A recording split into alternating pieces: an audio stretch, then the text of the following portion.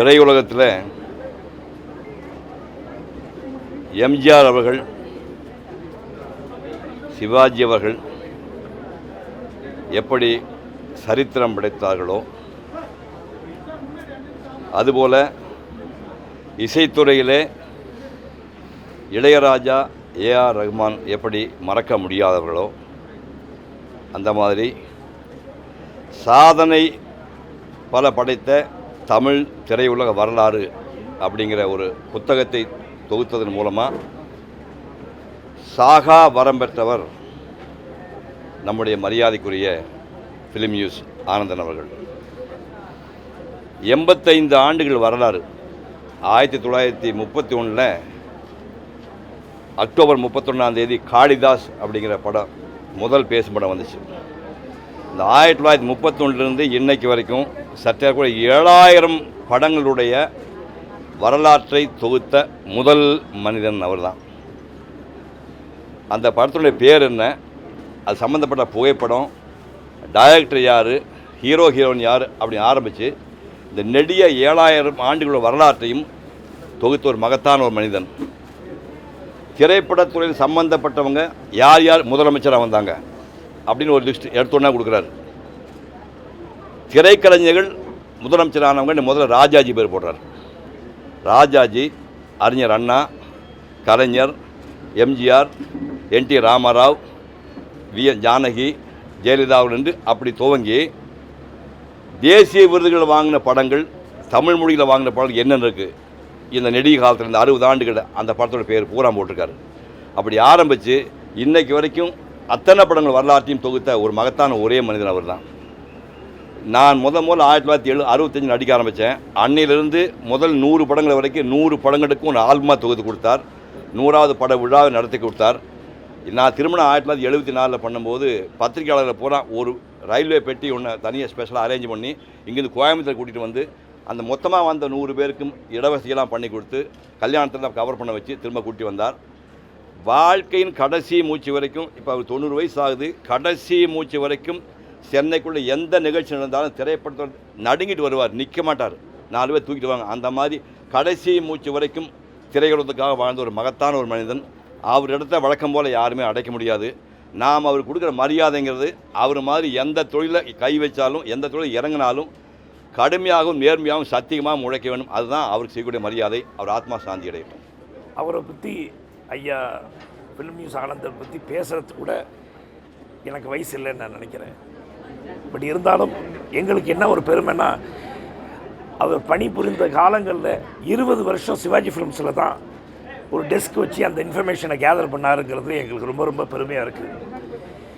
மக்கள் திலகம் அவர்கள், நடிகர் திலகம் அவர்கள், டாக்டர் கலைஞர் அவர்கள், இன்றைக்கி இருக்கிற அம்மா அவர்களோலேருந்து எல்லாருக்கூடையும் ரொம்ப நெருக்கமாக பழகக்கூடியவர்.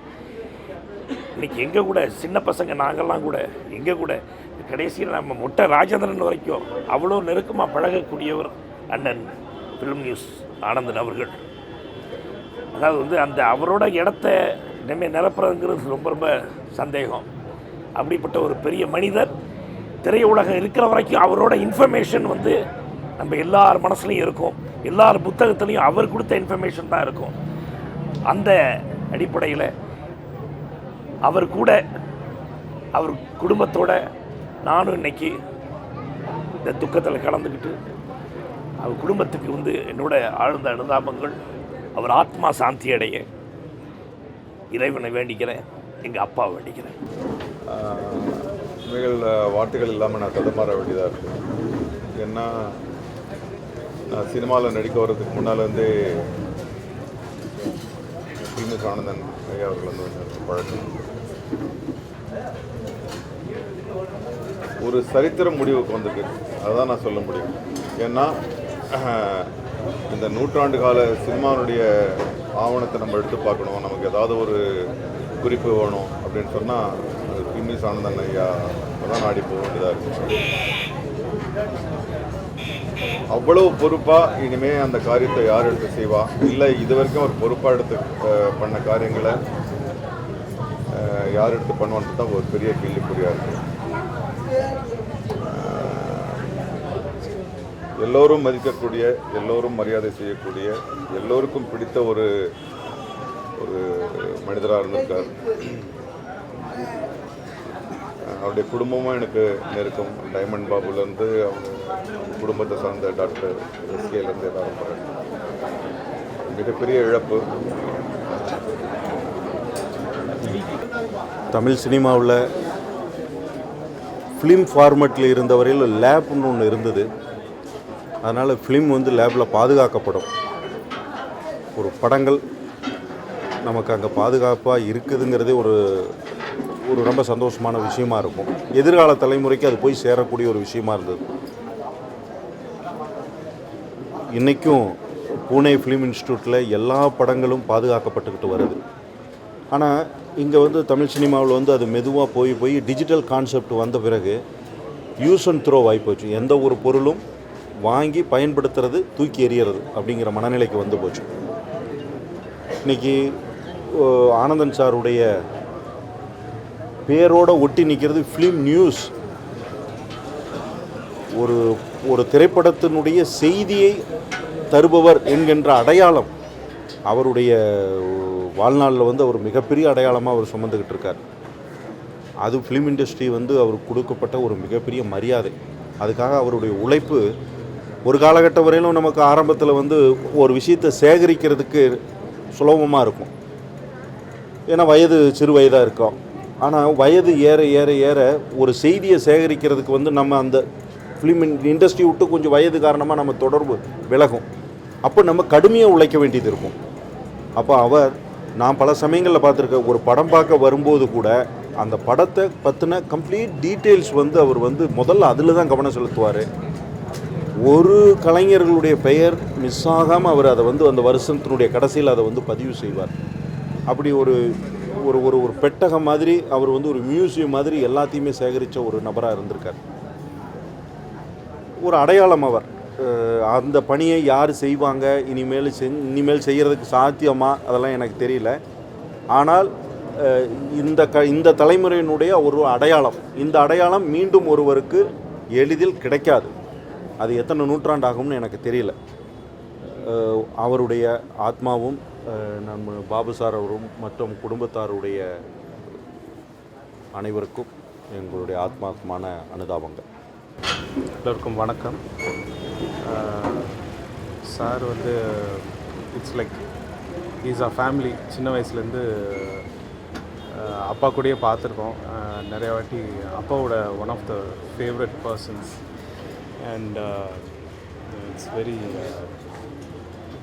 very sad and all. So I pray to God that his soul rests in peace. Thank you.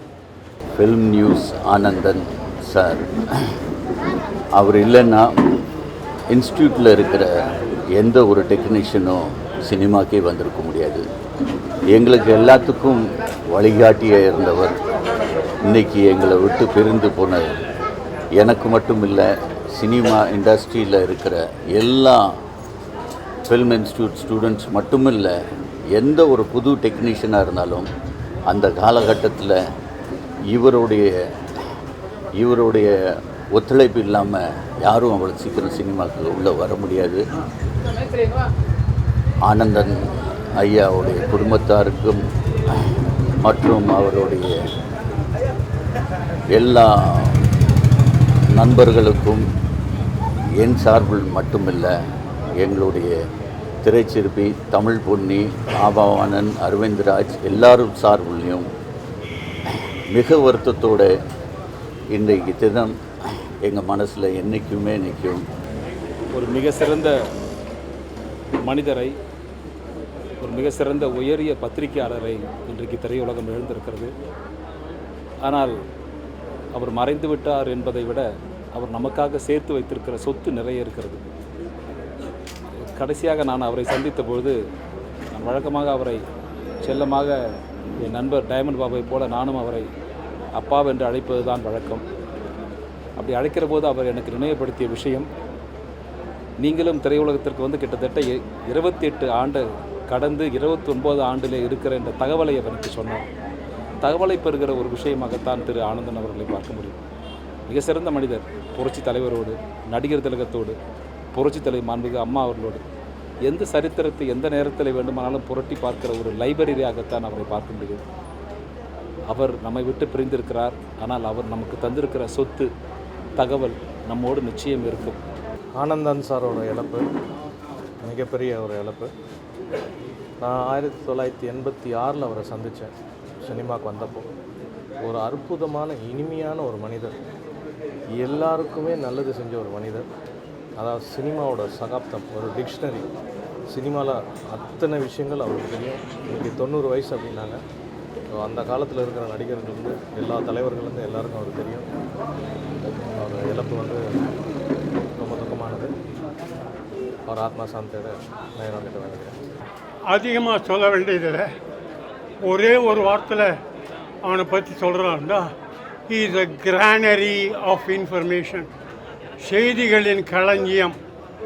அவருடைய நட்புனால் நாங்கள்லாம் ரொம்ப சந்தோஷப்பட்டுட்டு இருந்தோம். எங்கள் எல்லாருக்கும் உதவிகரமாக இருந்தார், என்கரேஜிங்காக இருந்தார்.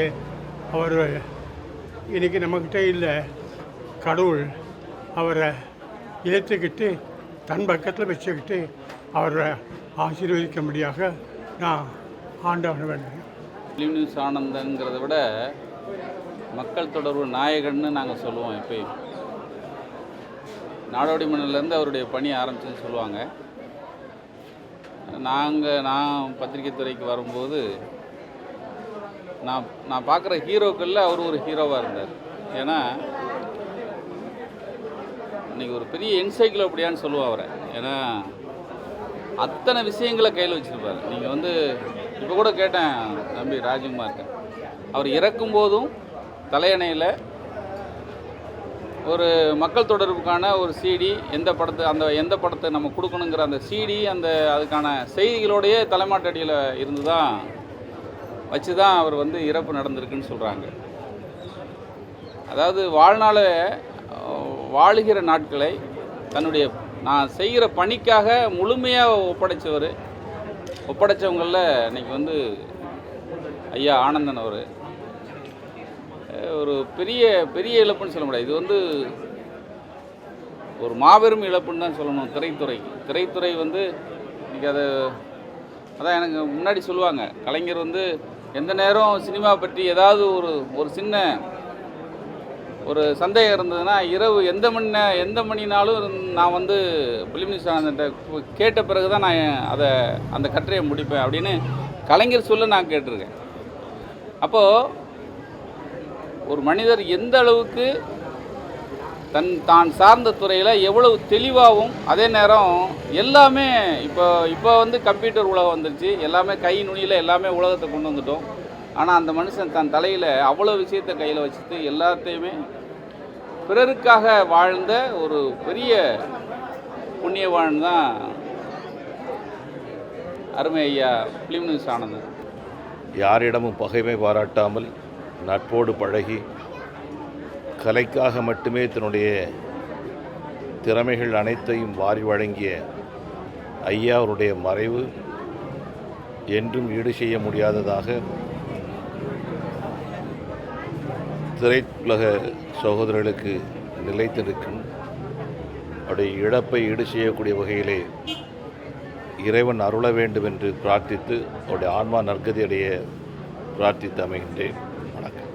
ஃபிலிம் நியூஸ் என்று சொல்லுகின்ற பத்திரிகையில் பணியாற்றி முதலாக ஒரு புகைப்படத்தை எடுத்து அதன் மூலம் ஃபிலிம் நியூஸ் ஆனந்தன் என்று பெயர் பெற்ற ஆனந்தகிருஷ்ணன் அவர்கள் இன்று நம்மிடம் இல்லை. ஒரு துறையை வெளியே கொண்டு வருவதற்கு மூல காரணமாக இருந்த அன்னாரின் ஆத்மா சாந்தியடைய வேண்டும். வருங்காலத்திலும் அவரை பின்பற்றி அவர் குடும்பத்தினர் இந்த சினிமா துறைக்கு சேவை செய்ய வேண்டும் என்று இறைவனை வேண்டி கேட்டுக்கொள்கிறேன். 1958 நாடோடி மன்னன்ற படம் மூலமாக தமிழ் சினிமாவில் பிஆர்ஓங்கிற தொழிலுக்கு விதைச்சவர் தான் எங்கள் ஃபிலிம் நியூஸ் ஆனந்தன் அவர்கள். அவர் அந்த தொழிலை ஆரம்பித்து வச்சார். ஒரு ஆலமரம், அந்த ஆலமரத்துக்கு விழுதுகளாக நாங்கள் இன்றைக்கி இங்கே நின்று அவருக்கு அஞ்சலி செலுத்திட்டுருக்குறோம். ஆனந்தன்ற ஒருத்தர் இந்த தொழிலை ஆரம்பிக்கலைன்னா இந்த பிஆர்ஓங்கிற தொழிலே இன்றைக்கி இண்டஸ்ட்ரியில் இல்லாமல் இருந்திருக்கும். இந்த பிஆர்ஓங்கிற தொழிலுக்கு விதைச்சவர் இன்றைக்கி வந்து விதைச்சவர் வந்து தூங்கிட்டார். ஸோ இந்த விதைகளாக நாங்கள் இருந்து அவருக்கு அஞ்சலி செலுத்திட்டுருக்குறோம். இந்த தொழிலில் பார்த்திங்கன்னா நாங்கள் வந்து நடிகர்களுக்கும் நடிகைகளுக்கும் தயாரிப்பாளர்களுக்கும் படங்களுக்கும் ஒரு ஏணியாக தோணியாக பாலமாக இருந்து அவங்களுக்காண்டி செயல்பட்டு வர்றோம். இந்த தொழிலை வந்து விற்றுட்டு இன்றைக்கி இவ்வளோ பெரிய விருட்சமாக வளர்த்தது புலிமிஸ் ஆனந்தன் அவர்கள். அவருடைய மறைவு வந்து எங்கள் யூனியனுக்கு மட்டுமில்லை, டோட்டல் தமிழ் இண்டஸ்ட்ரிக்கு ஒரு பெரிய பேரிழப்பாக இருக்கும்.